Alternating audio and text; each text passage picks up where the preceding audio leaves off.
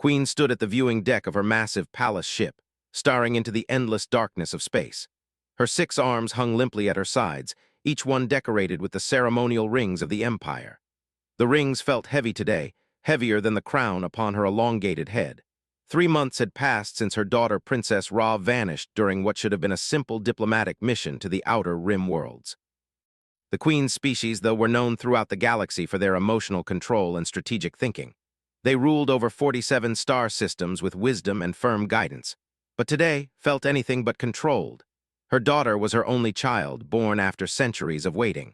They had long but rarely reproduced. Each birth was precious, celebrated across entire worlds. "Your Majesty," came a voice behind her. General or her oldest advisor approached with careful steps. His 4 eyes showed concern as he bowed his massive frame. "The search fleets have returned from Sector 7, still no trace of the princess or her escort ships." His primary eyes never left the stars, but her secondary eyes turned toward the general. "How many sectors have we searched now?" 43, Your Majesty. We've questioned merchants, pirates, and even the mysterious void walkers. No one has seen anything. It's as if the princess's ship simply disappeared." The Queen finally turned from the window. Her pale blue skin had grown darker in recent weeks, a sign of deep stress among her people. "What of the ransom demands? Surely someone would try to profit from taking a member of the royal family." "Nothing, Your Majesty. That's what troubles our intelligence officers the most. Every criminal organization in this galaxy sector would love to capture royalty, but none claim responsibility. The silence is unnatural." Moved to her throne, a magnificent chair carved from a single piece of crystal that had once been a star's core. The throne room stretched out before her, large enough to hold 1,000 beings. Normally it buzzed with activity as diplomats, trade representatives, and military officers conducted the business of the Empire. Today it felt empty, hollow. "Tell me about this human ship again," she said, settling into the throne. "The one that arrived at the border yesterday." General or consulted his data pad.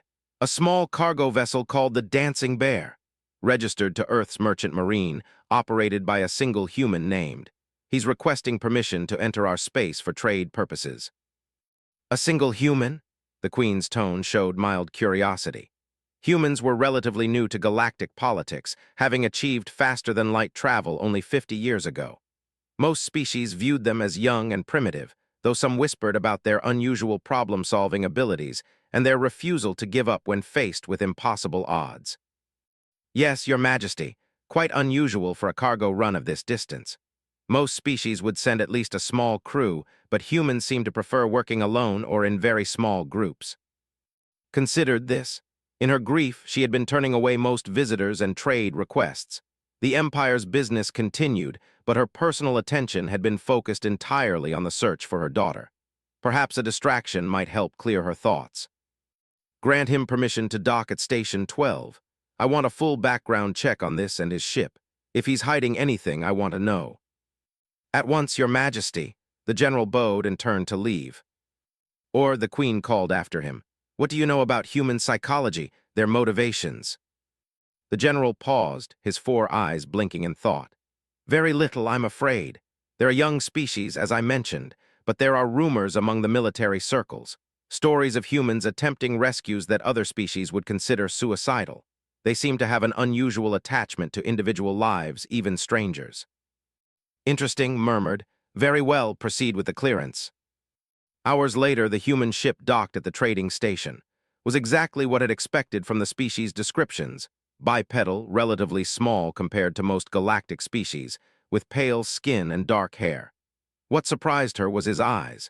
They held an intelligence and determination that seemed far older than his apparent age.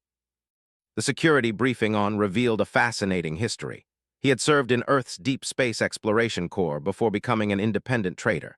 His service record showed numerous commendations for what humans called thinking outside the box and refusing to leave anyone behind. He had once spent 6 months searching for a lost research team when everyone else had given up hope.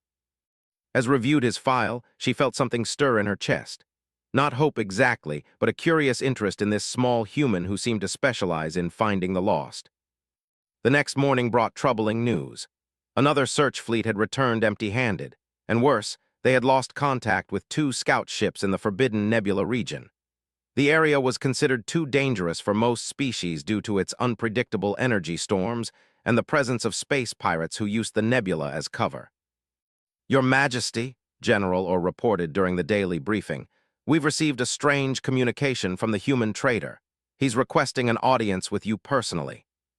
What could he possibly want? We haven't even begun trade negotiations. That's just it, Your Majesty. He says he's not here for trade. He claims to have information about Princess Ra. The throne room fell silent. Six arms tensed and her secondary eyes focused sharply on the general. What kind of information? He won't say. He insists on speaking with you directly. Our security teams have scanned his ship thoroughly. He's carrying no weapons, no surveillance equipment, just standard cargo and personal items. His mind raced. Could this be some elaborate trick, a trap by enemies of the Empire? But what would a lone human gain from such deception? His ship was small, lightly armed, and completely surrounded by military vessels. Bring him to the throne room, she decided. Full security protocols. I want shields ready and guards at every entrance. Your Majesty, are you certain? We know very little about his true intentions. I've made my decision, General. If this human has any information about my daughter, I will hear it. An hour later, walked into the throne room flanked by 4 guards, each twice his size and armed with energy weapons. He showed no fear, walking with confident steps across the polished floor toward the throne. When he reached the proper distance, he stopped and performed what appeared to be a human bow. Your Majesty, he said in accented but clear galactic standard, thank you for seeing me. I know this is highly irregular. Studied him carefully. Up close, she could see the lines around his eyes that spoke of someone who had seen much in a relatively short life. His clothes were simple but well-maintained, and he carried himself like a soldier despite his civilian status. You claim to have information about my daughter, the Queen said without preamble. Speak. Straightened and met her gaze directly. Most species found it difficult to look directly at royalty, but the human seemed unbothered by her imposing presence. 3 days ago, I was running cargo through the Meridian sector when my long-range sensors picked up a distress beacon, he began. It was faint, heavily degraded, but my ship's computer managed to decode part of the message. It was transmitted in royal codes. General Orr stepped forward. Impossible. We've scanned that entire sector twice. No distress beacons were detected. Turned to face the general calmly. With respect, sir, your ships were probably looking in the wrong place. The beacon wasn't coming from normal space. It was transmitting from within the asteroid field. A collective intake of breath echoed through the throne room. The field was a graveyard of ships and space debris that orbited dangerously close to a collapsed star. The gravitational forces were so intense and unpredictable that most species considered it completely impassable. No one enters the field and survives, General Orr stated firmly. The gravitational shears would tear apart any ship. Most ships, yes, agreed. But I've studied the field's patterns for years.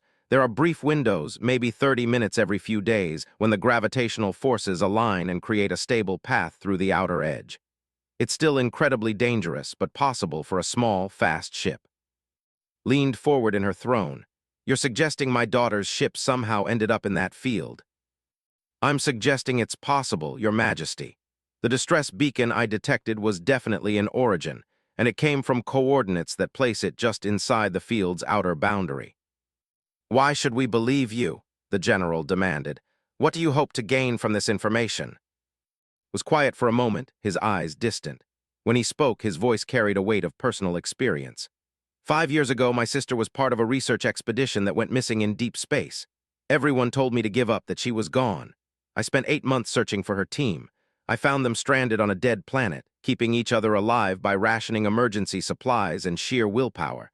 Sometimes people survive in impossible places, General. Sometimes they just need someone who won't stop looking. The Queen felt something crack inside her chest, the iron control she had maintained for months.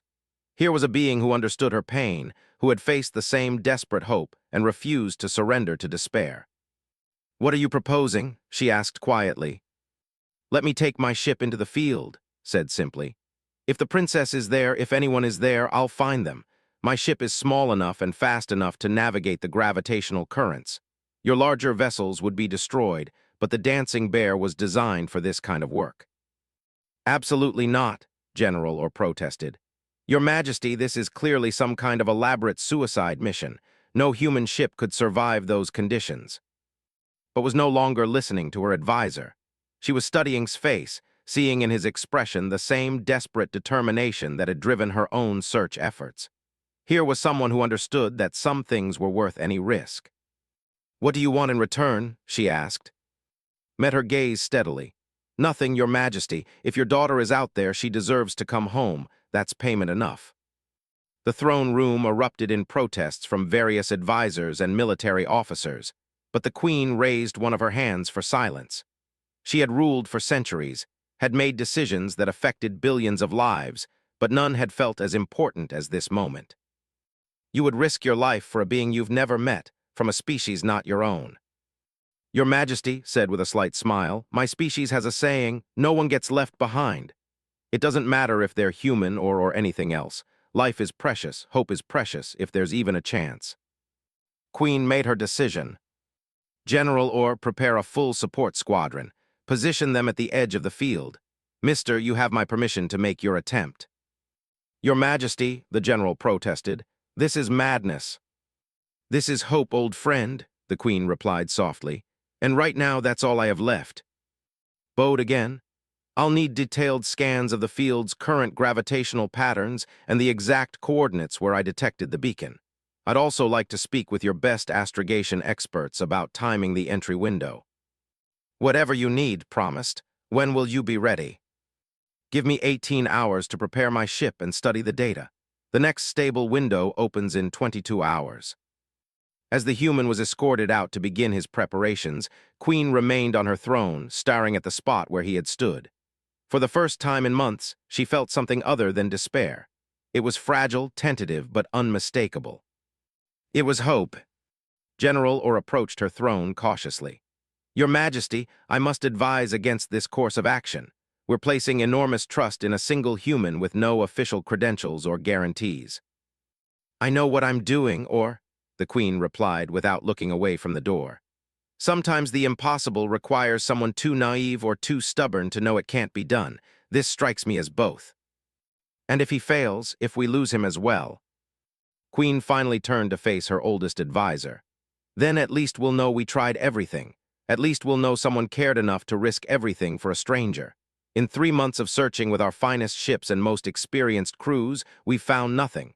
Perhaps it's time to try a different approach. The general bowed reluctantly. I'll ensure our support squadrons are ready, Your Majesty.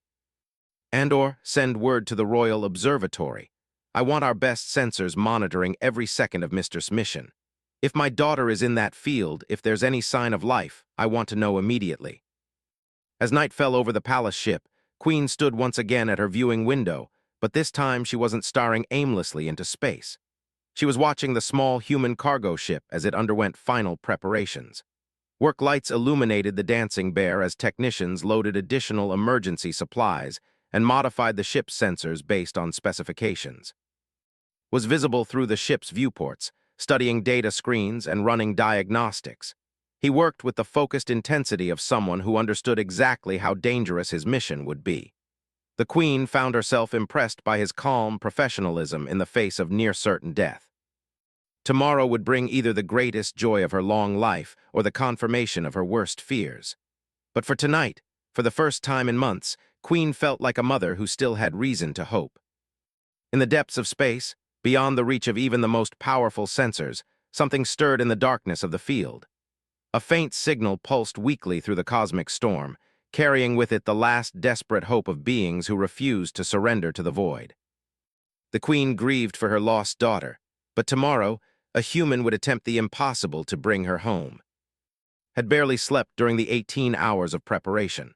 The Dancing Bear's cargo bay now held enough emergency supplies to keep a small crew alive for weeks, and the ship's sensors had been upgraded with technology that could detect life signs through heavy interference. Every system had been checked and double-checked. There would be no second chances once he entered the field. The human stood in the ship's small galley, drinking what would probably be his last cup of real coffee for a while. Through the viewport, he could see the support fleet maintaining position at the field's edge.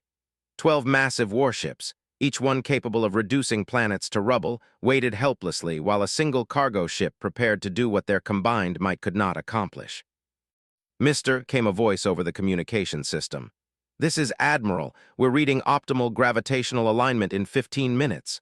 Are you ready for departure?" Activated his comm unit. "Ready as I'll ever be, Admiral. Has there been any change in the beacon signal?" "Negative, still transmitting on the same frequency, still heavily degraded. Our analysts estimate the power source has maybe 6 hours remaining before complete failure." 6 hours. Felt the weight of that timeline settle on his shoulders. Even if he found Princess Ra and her crew alive, getting them out of the field would require precise timing and more than a little luck. The gravitational windows that allowed entry only lasted 30 minutes, and the next exit window wouldn't open for another 8 hours after entry. "Understood, Admiral. Beginning final system checks now." Moved through the ship methodically, running through procedures he had performed thousands of times. The dancing bear wasn't much to look at, a converted mining vessel with extra fuel tanks and reinforced hull plating, but she had carried him safely through situations that would have destroyed more elegant ships. Today would be the ultimate test of both ship and pilot. "All stations, this is Admiral," came the announcement across the fleet frequency. "Operation Homecoming is now active. Mister, you are cleared for approach to entry point Alpha."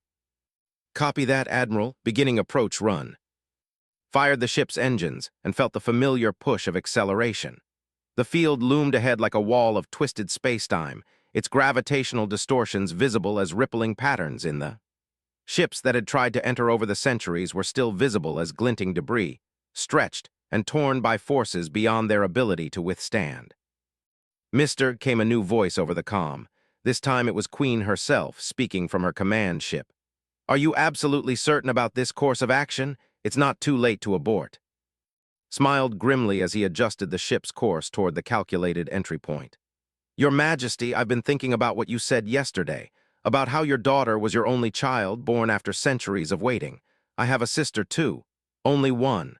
Family isn't about DNA or species, it's about who you do anything to protect." There was a long pause before the Queen responded. "Bring her home, mister." "Yes, ma'am, I intend to." The dancing bear approached the entry point just as the gravitational forces aligned. Watched his instruments carefully, waiting for the exact moment when the field's chaotic energies would create a stable pathway. The margin for error was measured in seconds. "Entry window opening, now," Admiral announced. Pushed the throttles forward and felt the ship leap ahead. The transition into the field was like diving into a hurricane made of gravity and twisted space. The dancing bear shook violently as competing forces tried to tear her apart, but her reinforced structure held.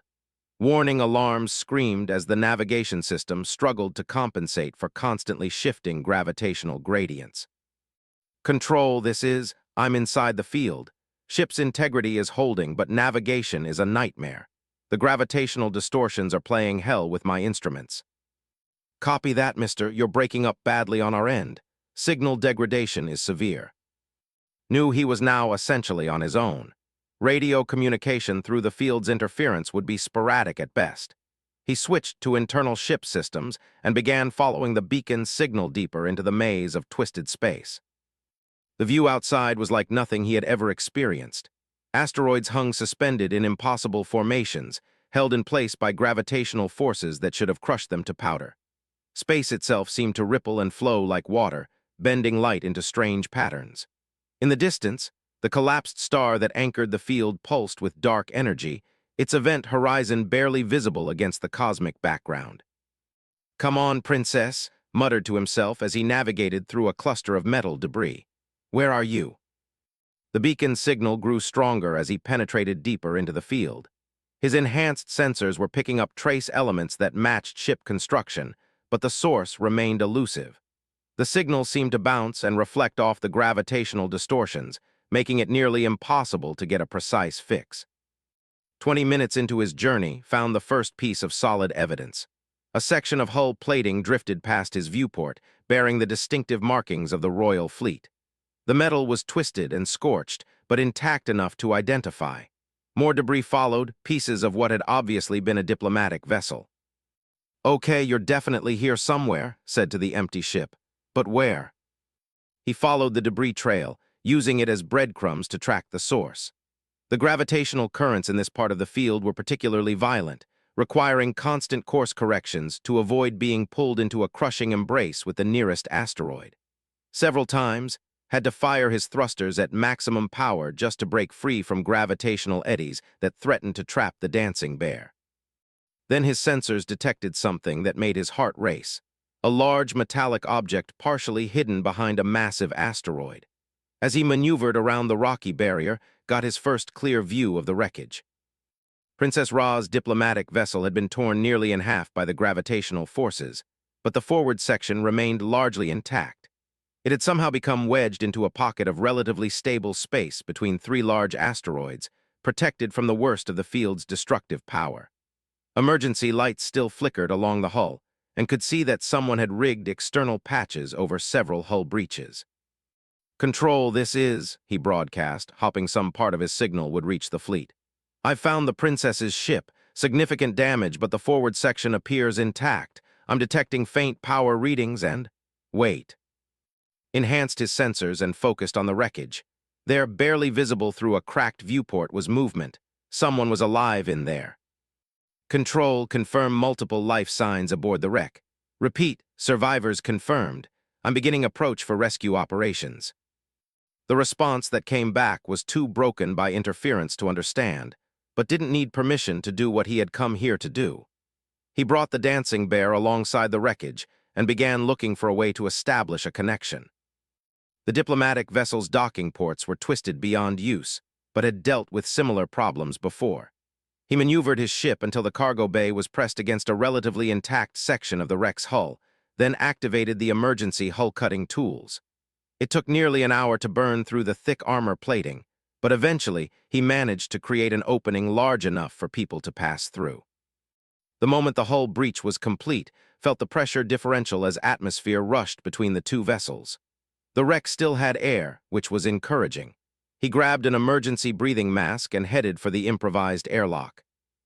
The first person he encountered was a young male wearing the uniform of a diplomatic guard. The alien was badly injured, with one arm hanging useless and obvious signs of radiation exposure, but his eyes widened in shock when he saw. "Human," the guard gasped in broken galactic standard. "How impossible?" "Not impossible," replied, helping the guard move toward the dancing bear. "Just really, really stupid. Where's the princess?" "Forward compartment," the guard managed. "Hurt, very hurt, 3 days without medical supplies." Felt his stomach drop. 3 days of injuries without treatment could mean anything. He helped the guard into his ship's medical bay, activated the automated treatment systems, then grabbed his emergency medical kit and headed for the forward compartment of the wreck. What he found there made him stop in his tracks. Princess Ra was alive, but barely.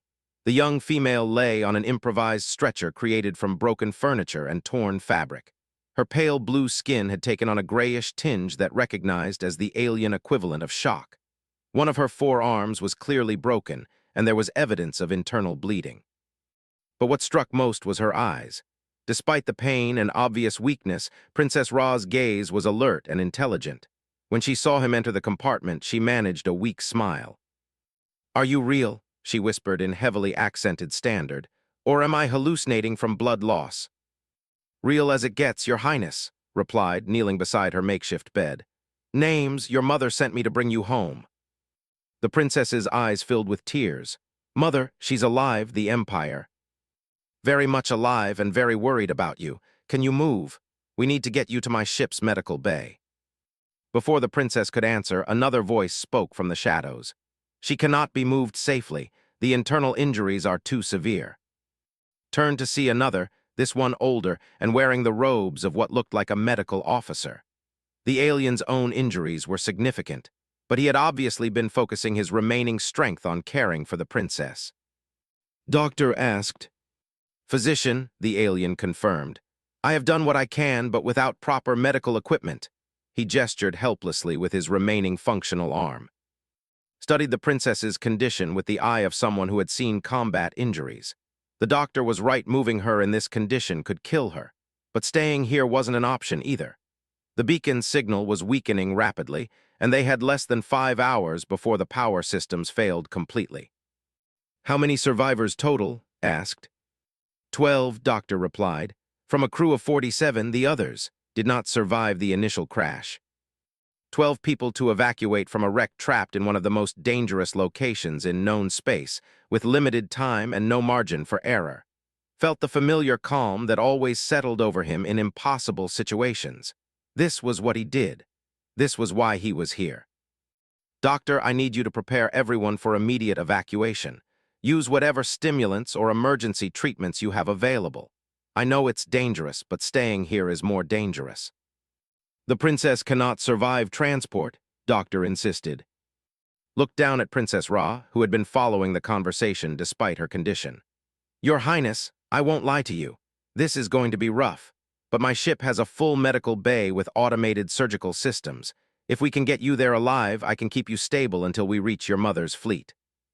The princess closed her eyes for a moment, then opened them with obvious determination. "Do it." The next 3 hours were the longest of his life. One by one, he helped the survivors cross from the wreckage to the dancing bear. Several were in critical condition, requiring him to essentially carry them through the improvised airlock. His ship's medical bay was soon filled beyond capacity, with automated systems working frantically to stabilize the most seriously injured. Princess Ra was moved last, with Doctor monitoring her vital signs every step of the way. The transfer nearly killed her. Twice her heart stopped, requiring emergency resuscitation. But somehow, impossibly, they got her aboard the Dancing Bear and connected to the ship's advanced life support systems. "All survivors aboard," announced to the empty space, knowing his transmission probably wouldn't reach the fleet. "Beginning extraction procedures." But as he prepared to leave the wreck behind, realized they had a new problem. The gravitational situation had changed while he was conducting the rescue. The exit window he had been counting on was now blocked by a massive asteroid that had been pulled into a new orbit by the field's shifting forces. He was trapped in the field with 12 critically injured aliens and no way out. Stared at his navigation displays, running calculations in his head. The next safe exit window wouldn't open for another 6 hours, and several of his passengers wouldn't survive that long. Princess Ra's condition was particularly critical. The medical systems were keeping her alive, but just barely. "All right, Princess," said quietly to the unconscious royal. "Your mother is counting on me to bring you home. Time to see if this old ship has one more miracle in her." He fired up the Dancing Bear's engines and began looking for another way out of the maze. Sometimes the impossible just required someone too stubborn to accept defeat. Had never left anyone behind, and he wasn't about to start now. In the medical bay, Princess Ra's eyes fluttered open just long enough to whisper, "Don't let me die here." "Not a chance, Your Highness," replied, pushing the throttles forward into the swirling chaos of the gravitational field. "We're going home." Had been flying through impossible situations for most of his adult life, but the field was testing every skill he had ever learned. The Dancing Bear shuddered and groaned as competing gravitational forces tried to pull her in different directions. His navigation computer had given up trying to plot a coherent course and was simply flashing error messages in multiple languages. In the medical bay behind him, automated systems worked frantically to keep 12 survivors alive. Princess Ra remained unconscious, her life signs fluctuating as her body fought to recover from massive internal trauma. Doctor, despite his own injuries, moved between patients with the dedication of someone who refused to lose anyone else under his care. "Mister," the doctor called over the intercom, "I must report that 3 of our patients are entering critical condition without immediate surgical intervention." "Understood, Doc," replied, his hands dancing over the ship's controls as he navigated through a cluster of spinning debris. "How long can you keep them stable?" "Perhaps 2 hours, maybe 3 if we are fortunate." Checked his chronometer. The next predicted exit window was still 4 hours away. Even if they could survive that long, several of the injured wouldn't make it. He needed to find another way out, something the computers and probability calculations had missed. "Computer, show me a real-time gravitational map of the field," he ordered. The main display lit up with a complex 3-dimensional image showing the flow of gravitational forces throughout the field. It looked like a hurricane made of mathematics, with currents and eddies that shifted constantly as massive objects moved in their chaotic orbits. Most of the field was colored red, indicating forces that would instantly destroy any ship foolish enough to enter them. But there, almost hidden in the chaos, spotted something interesting. A thin line of yellow cutting through the red zones, a gravitational current that flowed from deep within the field toward the outer edge. It was narrow, unstable, and probably suicidal to attempt, but it was the only path he could see that might get them out in time. Computer, analyze gravitational current Charlie 7. Can a ship of our size ride that flow to the field boundary? The computer processed the request for several minutes before responding. Analysis complete. Probability of successful transit, 0.3%. Probability of total structural failure, 97.2%. Recommendation, seek alternate route. Laughed grimly. Thanks for the vote of confidence. Show me the entry point for that current. The display zoomed in on a section of the field where several large asteroids created a complex gravitational intersection. If he could time his approach perfectly, and if the dancing bear could survive the initial acceleration, the gravitational current would carry them toward the field boundary at incredible speed. It would be like shooting rapids in a spacecraft, with the added challenge of forces that could turn them into subatomic particles if he made a single mistake. Doctor announced over the intercom, "I need you to secure all patients immediately. We're about to do something really stupid." "More stupid than flying into the field to begin with," came the reply. "Much more stupid. Strap everyone down and prepare for extreme acceleration. This is going to hurt." Began his approach to the gravitational current's entry point, using the ship's thrusters in short bursts to avoid being captured by any of the surrounding gravity wells. The dancing bear's hull groaned ominously as they passed between two massive asteroids, each one pulling the ship in opposite directions. "Entry point in 30 seconds, he announced. "Everyone hold on." At exactly the right moment, cut the ship's engines and allowed the gravitational current to capture them. The dancing bear instantly accelerated to speeds that pushed the ship's structural limits. The artificial gravity failed, leaving everyone floating weightlessly as the ship was hurled through space by forces beyond human comprehension. For 10 terrifying minutes, fought to keep the ship on course as they rode the gravitational rapids through the heart of the field. Asteroids flashed past their viewports at impossible speeds, some so close that could see the individual craters on their surfaces. Warning alarms screamed as the ship systems struggled to cope with forces they were never designed to handle. Then suddenly they burst from the field like a cork from a bottle. The dancing bear tumbled end over end in normal space, her engines offline and her systems in chaos, but intact. Behind them, the field continued its deadly dance, giving no sign that it had briefly permitted their escape. "Control, this is aboard the dancing bear," he broadcast as soon as the communication systems came back online. "We are clear of the field with 12 survivors, including Princess Ra. Require immediate medical assistance, multiple critical injuries." The response was instantaneous. "Mister, this is Admiral. We have you on sensors. Medical ships are already en route to your position. Status of the Princess." Check the medical bay displays. Princess Ra's vital signs had actually stabilized during the wild ride through the gravitational current. The acceleration had apparently helped her damaged organs settle into more sustainable positions. "She's alive, Admiral. Badly injured, but alive. Doctor managed to keep everyone breathing through our little carnival ride." "Incredible work, mister. Queen wishes to speak with you personally as soon as medical teams have secured the survivors." 20 minutes later, watched as medical teams transferred Princess Ra and the other survivors to a fully equipped hospital ship. The princess was conscious again, and despite her obvious pain, she managed to smile as the medical team prepared to move her. "Thank you," she whispered in Galactic Standard. "You saved us all." "Just doing my job, Your Highness," replied. "Get well soon, your mother has been worried sick." Doctor was among the last to be transferred. Despite his own injuries, he insisted on briefing the medical teams on each patient's condition. As the stretcher team prepared to move him, he grabbed hand with surprising strength. "What you did today," the doctor said quietly, "no pilot would have attempted, perhaps no pilot of any species. You have my eternal gratitude." "Doc, you kept 12 people alive in a floating wreck for 3 days with no supplies. I just provided the taxi service." The medical teams finished their work and departed for the fleet's hospital ship, leaving alone on the dancing bear for the first time in hours. He slumped into the pilot's chair and realized his hands were shaking from exhaustion and adrenaline. The ship around him looked like a disaster area, with emergency equipment scattered everywhere and most systems running on backup power. But they had done it. Everyone was alive. "Mister," came Queen's voice over the communication system. "Permission to come aboard." Straightened up and looked at himself in a reflective surface. He was covered in blood, grease, and various alien medical fluids. His uniform was torn and his hair was a mess. Not exactly appropriate attire for receiving royalty. "Your Majesty, I'm not really in any condition to receive visitors right now." "Mister," the Queen's voice carried a tone of gentle humor, "you have just returned my daughter to me. I have no interest in protocol at this moment. Permission to come aboard." "Of course, Your Majesty. The airlock controls are still functioning."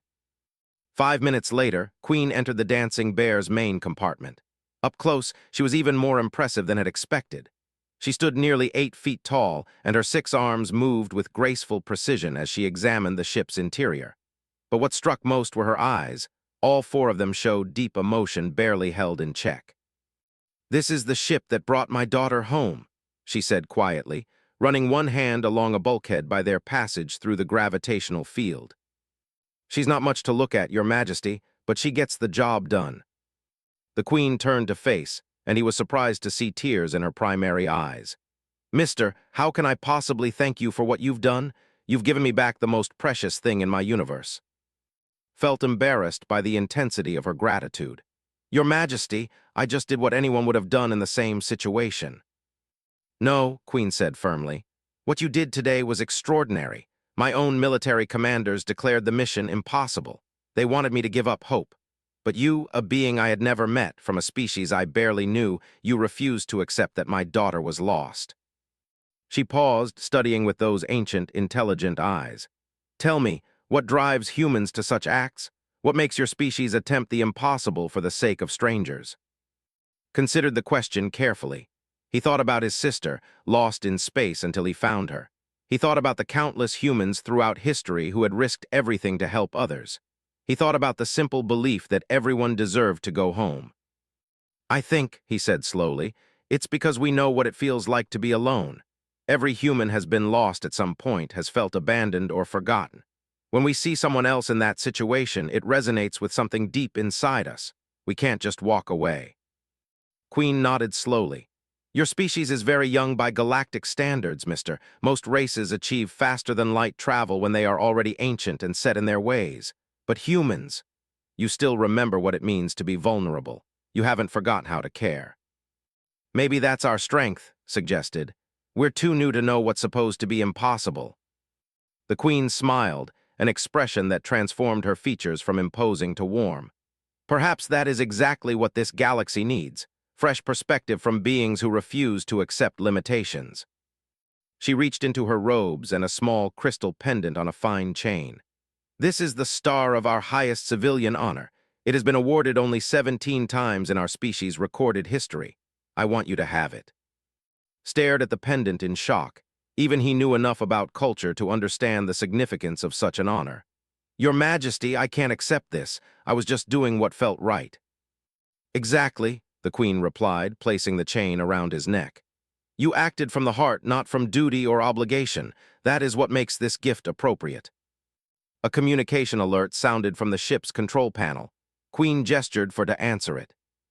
"Mister," came Admiral's voice, "medical teams report that Princess Ra is responding well to treatment. She's conscious and asking to speak with you." Looked at the Queen, who nodded encouragingly. "Put her through, Admiral." Princess Ra's voice, though weak, carried clearly through the ship's communication system. "Mister, are you still there?" "Right here, Your Highness. How are you feeling?" "Like I've been stepped on by a cargo hauler, but alive. The doctors say I'll make a full recovery thanks to your quick thinking. I wanted to ask you something." "Of course." "When you found us in the wreck, when you saw how badly injured I was, did you consider leaving me behind to save the others?" Answered without hesitation. "Never crossed my mind, Your Highness. We all come home together or nobody comes home." There was a long pause before the princess spoke again. I've studied many species during my diplomatic training, mister. Each race has its defining characteristics. They are known for wisdom and patience, the for their logical thinking, the for their artistic nature. What would you say defines humanity? Thought about his species' short but eventful history in the galaxy, about their tendency to attempt the impossible and somehow succeed, about their refusal to abandon hope even in the darkest circumstances. I'd say we're defined by our stubbornness, Your Highness. When the universe tells us something can't be done, we take that as a personal challenge. Princess Ra's laugh was weak but genuine. I think that stubbornness may be exactly what this galaxy needs. After the communication ended, Queen remained aboard the Dancing Bear for another hour, asking questions about human culture and its own background. She seemed genuinely fascinated by the human tendency to form emotional bonds with beings from other species. Most races in the galaxy view relationships as primarily transactional, she explained. Trade agreements, military alliances, territorial negotiations, but humans seem to form genuine friendships across species lines. Is this common among your people? It's who we are, replied simply. We judge people by their actions, not their appearance or their home world. Your daughter risked her life trying to save her crew. That makes her family in my book, regardless of what she looks like. As the Queen prepared to leave, she placed one of her hands on his shoulder.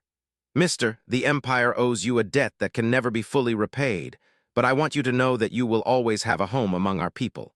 Always. Thank you, Your Majesty. That means more than you know. After the Queen departed, began the process of getting the Dancing Bear ready for the journey home. The ship had taken significant damage during their escape from the field, but nothing that couldn't be repaired at the nearest. As he worked, he thought about the events of the past few days and what they might mean for human relations. A message indicator chimed on his communication panel. The transmission was from Earth, from his sister Sarah, who now worked as a coordinator for the Deep Space Exploration Corps. Her recorded voice said warmly, I heard through official channels about your rescue mission in space. Mom and Dad are incredibly proud of you. Hell, I'm proud of you too. You did what our family has always done. You refused to give up on someone who needed help. Come home safe, little brother. We've got a lot to celebrate. Smiled as he initiated the ship's repair systems. Home. It was a powerful word, one that meant different things to different species. For humans, home wasn't just a place. It was anywhere you were surrounded by people who cared about you. Today, he had helped a princess come home. In doing so, he had shown the galaxy something important about humanity. They were a species that refused to leave anyone behind, no matter how impossible the rescue might seem. As the Dancing Bear limped toward the nearest repair facility, reflected on the strange turn his life had taken. He had started the week as a simple cargo hauler. Now he wore the highest civilian honor of the Empire and had earned the personal gratitude of their queen. More importantly, 12 people were alive who should have been dead. Princess Ra would recover from her injuries and return to her diplomatic duties. Doctor would continue saving lives. The other survivors would go back to their families and loved ones. Sometimes thought, stubbornness really was humanity's greatest strength. 3 months after the rescue at Field, stood in the observation deck of Prime Station, watching the busiest spaceport in the sector manage the endless flow of ships. The station had become something of a second home to him since word of the rescue had spread throughout the galaxy. What started as a simple cargo run had turned into something much more significant. The star hung around his neck, drawing respectful nods from beings of dozens of species. The pendant had opened doors never expected to walk through, but more importantly, it had opened conversations. Everyone wanted to know about the human who had flown into the field and emerged with 12 survivors against impossible odds. Mister, came a familiar voice behind him. Turned to see Princess Ra approaching, moving with only the slightest suggestion of the injuries she had sustained. The royal had made a remarkable recovery, though she still carried a walking stick carved from crystallized starlight, a gift from her mother to commemorate her survival. Your Highness, replied with a respectful bow, you're looking well. I feel well thanks to you, she said, joining him at the observation window. The doctors say I'll be cleared for light duty next week. I'm eager to return to my diplomatic work. I'm sure the galaxy missed having you represent the Empire. Your mother speaks very highly of your abilities. Princess Ra smiled. Mother has been singing your praises to anyone who will listen. She's convinced that humanity represents something new and valuable in galactic politics. Watched a human cargo ship dock at one of the station's outer pylons. Since the incident, human vessels had become increasingly common throughout space. Trade agreements that had languished for years were suddenly being fast-tracked through diplomatic channels. Speaking of politics, the princess continued, I have something to discuss with you, a proposal actually. Oh. The Galactic Council has been watching human activities with great interest lately. Your species' tendency to attempt impossible rescues and succeed has not gone unnoticed. There have been several incidents recently where human crews have saved beings that other species had written off as lost. Nodded, he had heard the stories through the informal network of human traders and explorers. Captain pulling a research team from a collapsing space station. Engineer figuring out how to restart the life support systems on a derelict colony ship carrying 10,000 refugees. Lieutenant Park talking a suicidal pilot through a crisis that could have resulted in the destruction of an entire city. The Council wants to formalize this somehow, asked. More than that, Princess Ra replied. They want to create an entirely new organization, the Galactic Search and Rescue Corps, independent, well-funded, and staffed primarily by humans and other species that share your unique perspective on impossible situations. Felt a mixture of excitement and apprehension. That sounds like a massive undertaking. It would be. The initial funding would come from contributions from all member worlds of the Council. The authorization to operate in any system, regardless of political boundaries, would be unprecedented, and the director of such an organization would wield considerable influence in galactic affairs. The princess paused, studying his expression carefully. The council has voted unanimously to offer the directorship to you. Stared at her in shock. Me, Your Highness, I'm just a cargo pilot. I don't know anything about running an organization that size. You know how to find people who are lost, she replied simply. You know how to convince others to attempt the impossible, and most importantly, you've proven that you'll never give up on someone who needs help. Those are the qualifications that matter. Turned back to the observation window, his mind racing. The scope of what was being offered was staggering. A fleet of rescue ships, trained crews from multiple species, the authority to operate anywhere in the galaxy. It was the kind of opportunity that could make a real difference in countless lives. What would this involve, practically speaking? Headquarters here on Prime Station, at least initially. A fleet of fast, highly advanced rescue ships designed for operations in extreme environments.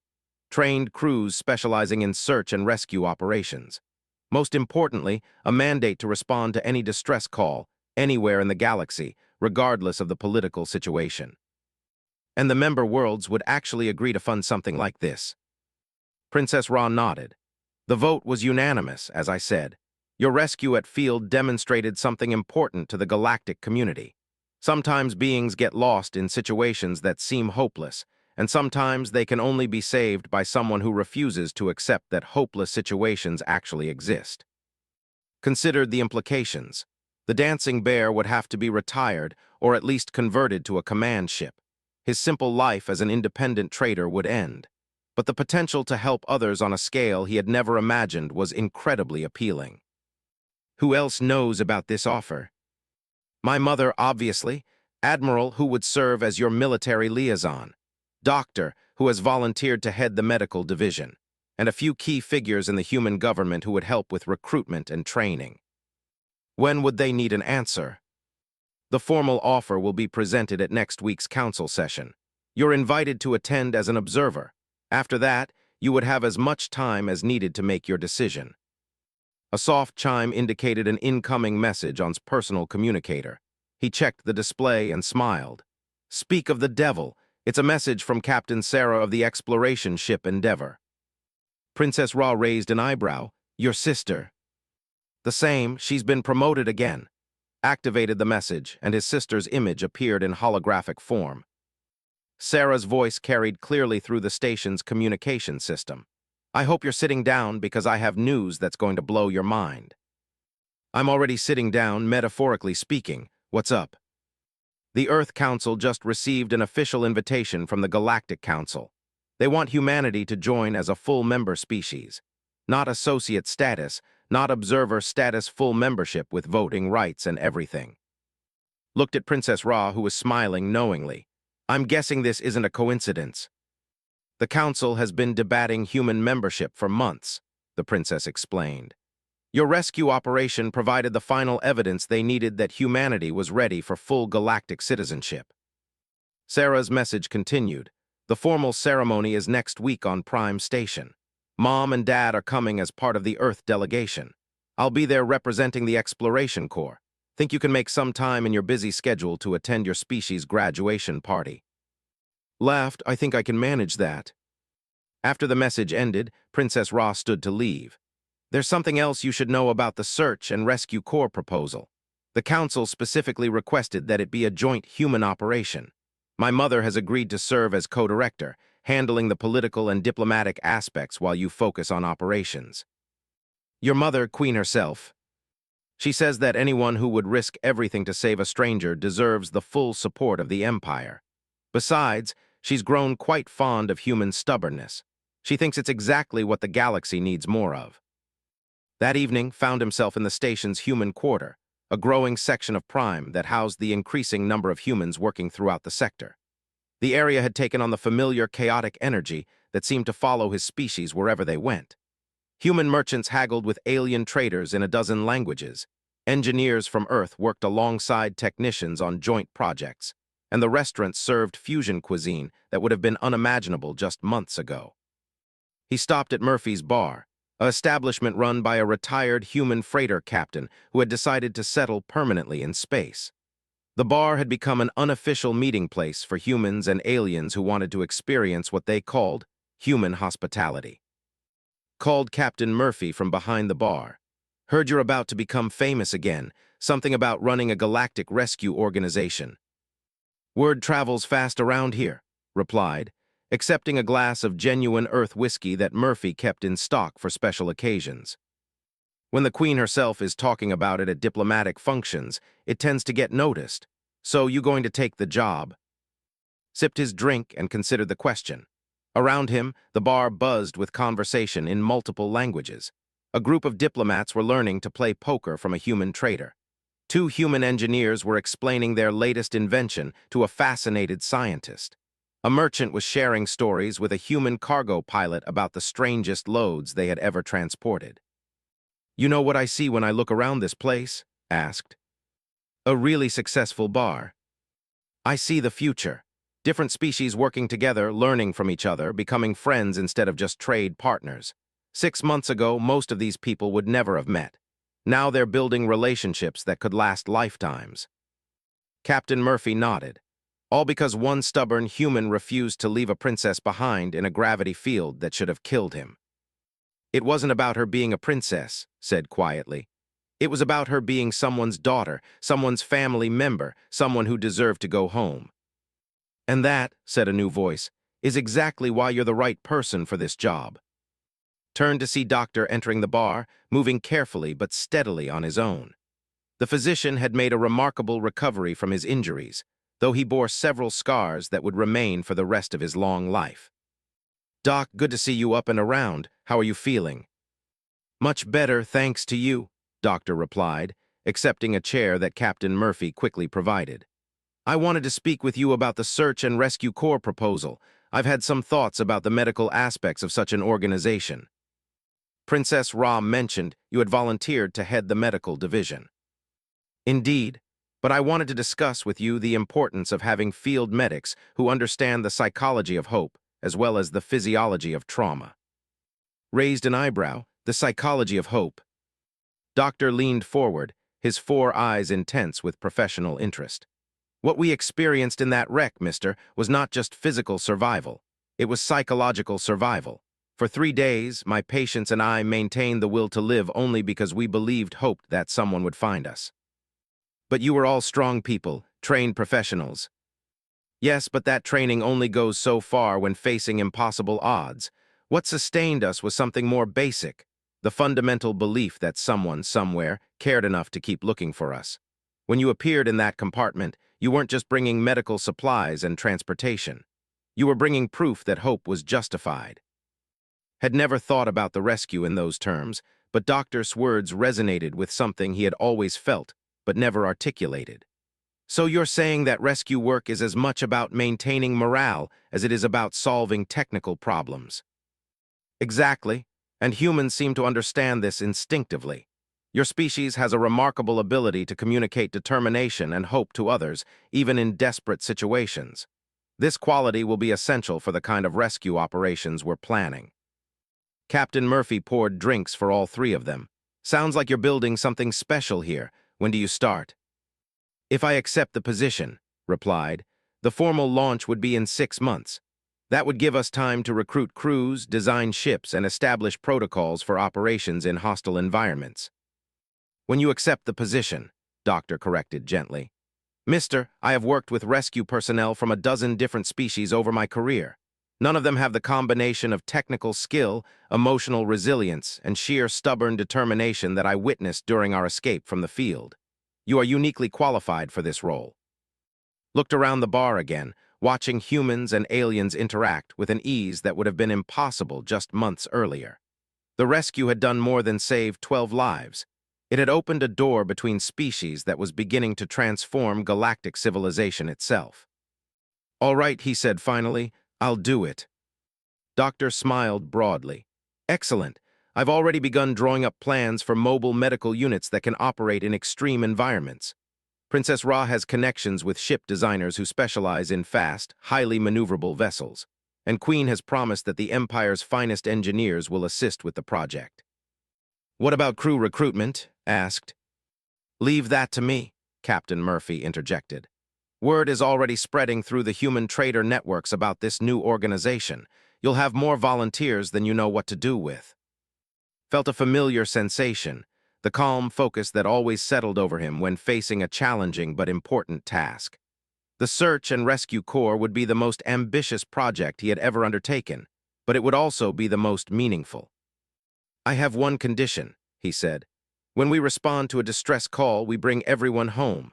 No matter how impossible the situation might seem, no matter what the odds, we never leave anyone behind.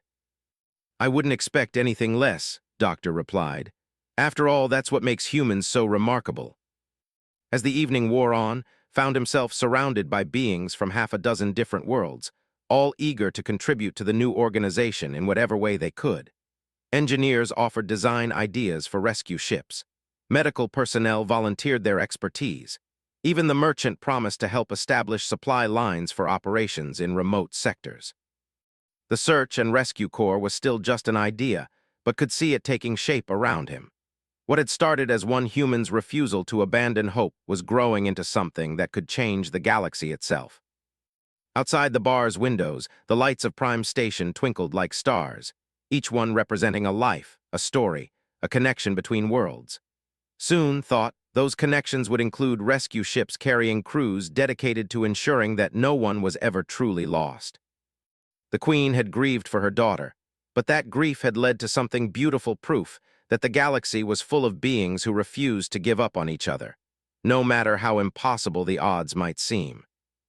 1 year later, stood in the command center of the Galactic Search and Rescue Corps flagship, Indomitable, watching his screens as 3 separate rescue operations unfolded simultaneously across the sector.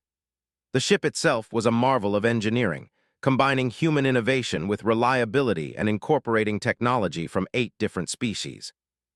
It could operate in environments that would destroy conventional vessels, and its crew was trained to handle situations that most people would consider impossible. Director, called Lieutenant from the communications station, we're receiving final confirmation from Rescue Team Alpha. They've successfully extracted all 43 miners from the collapsed asteroid facility. No casualties. Excellent work, replied. What's the status on the other operations? Rescue Team Beta has located the missing colony transport in the nebula, reported Commander L, an officer who had transferred from the Royal Fleet specifically to join the Corps. They're beginning evacuation procedures now. Early estimates suggest they'll have all 1,500 colonists safely aboard rescue ships within 6 hours. And Team Gamma? Still working on the derelict research station, said Dr. Sarah, the Corps Chief Medical Officer and one of the first humans to volunteer for the program. The situation there is complicated.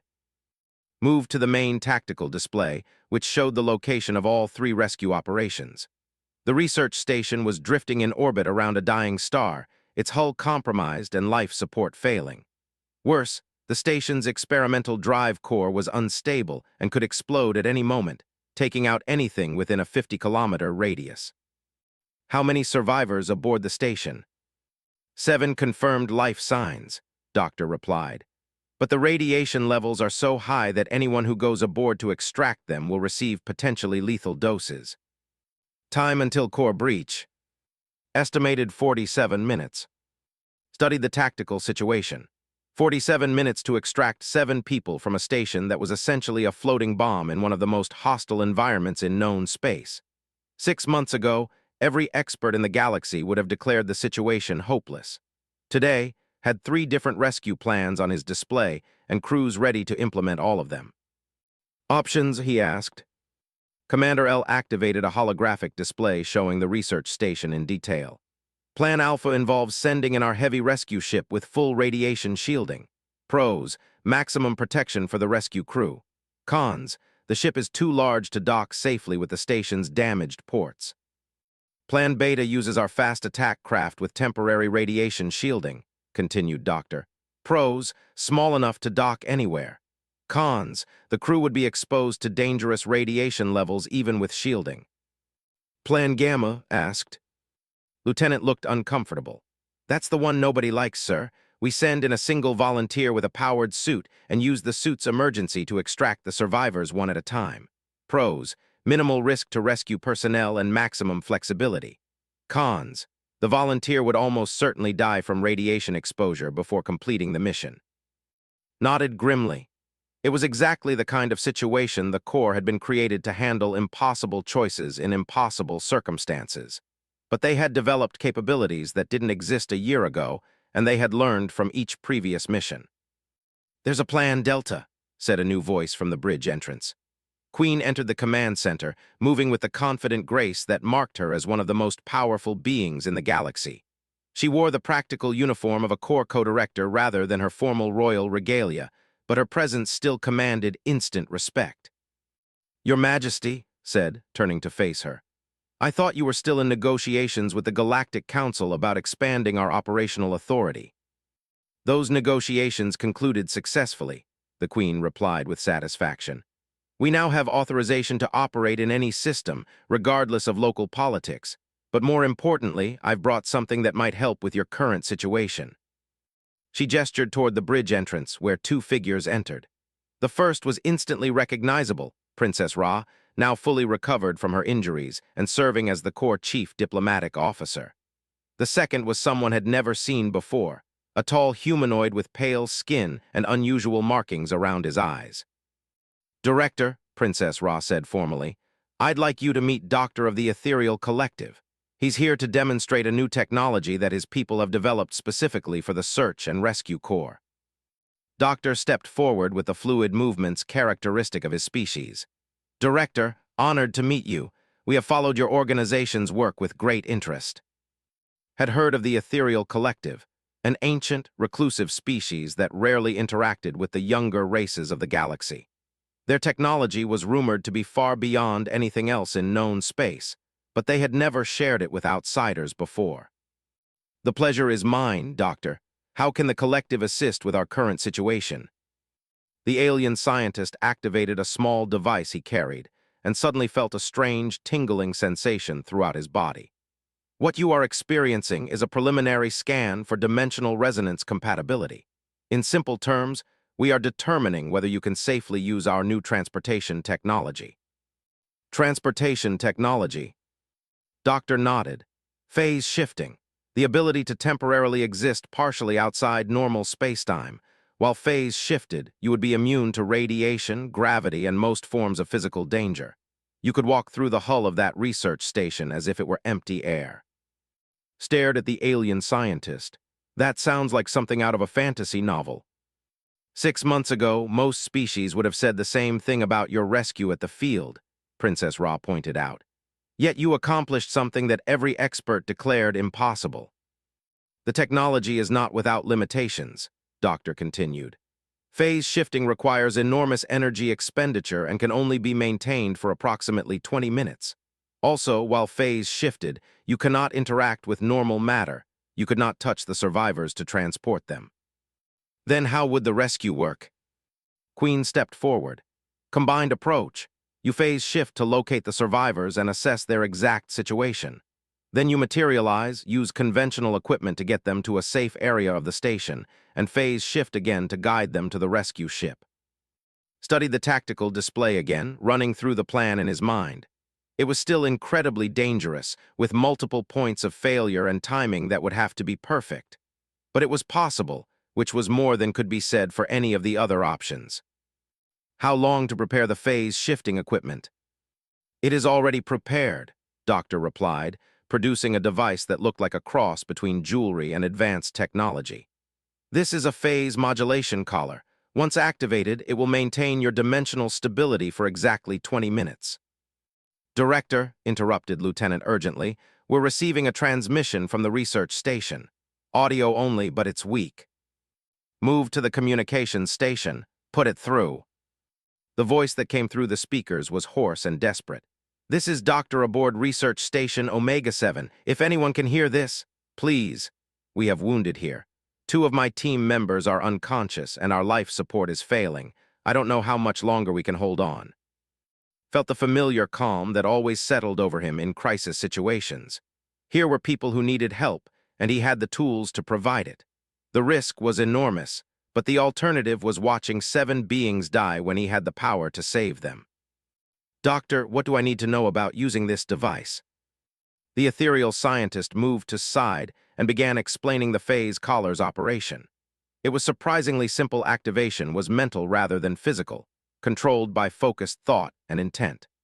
The real challenge would be maintaining the mental discipline to stay phase shifted while moving through a radiation-filled disaster zone. One final consideration, Doctor added. Phase shifting is disorienting. You will experience reality in ways your brain is not designed to process. Some beings find this overwhelming. Smiled grimly. Doctor, I once rode a gravitational current through the heart of a space-time anomaly while carrying 12 injured aliens. I think I can handle a little disorientation. 20 minutes later, stood in the transport bay of the Core fast attack craft, Stubborn Hope, wearing the phase collar and checking his emergency equipment one final time. The ship had approached as close to the research station as safely possible, but he would still need to use a jetpack to cross the final distance. All teams, this is Director, beginning approach to the research station now. Copy that, Director, came the response from the Indomitable's command center. You have 17 minutes of phase capability remaining. Use them wisely. Activated the phase collar and immediately understood what Doctor had meant about disorientation. The universe suddenly looked completely different. The research station appeared as a ghostly outline surrounded by swirling patterns of energy that corresponded to radiation and gravitational fields. His own body felt strange, as if he existed in multiple dimensions simultaneously. But the technology worked exactly as promised. Passed through the station's hull as if it were made of smoke, emerging into corridors filled with deadly radiation that couldn't touch him. He followed the life sign readings on his scanner, moving quickly through the damaged station toward the survivors' location. He found them in what had once been the station's central laboratory. Doctor and 6 other researchers had barricaded themselves behind a makeshift shelter constructed from overturned tables and emergency equipment. 2 of the team members were unconscious, as Doctor had reported, while the others showed obvious signs of radiation sickness. Materialized back into normal space-time, immediately feeling the station's failing artificial gravity and the dangerous heat from the unstable drive core. The survivors looked up in shock as a figure in core uniform appeared out of thin air. Doctor, I'm with the Galactic Search and Rescue Corps. We're here to get you out. The researcher stared at,